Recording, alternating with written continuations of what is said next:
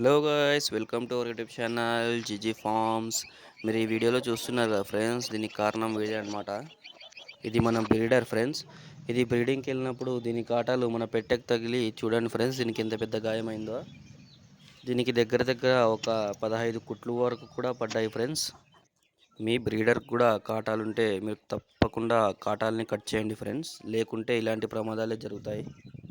మేము మన బ్రీడర్కి కాటాలు ఎలా కట్ చేసామంటే, ముందుగా క్లచ్ వైర్ తీసుకొని దాంట్లో ఒక లేయర్ వైర్ తీసుకున్నాం ఫ్రెండ్స్. ఒక సింగిల్ లేయర్ వైర్ తీసుకొని కట్ చేసాం ఫ్రెండ్స్ మేము.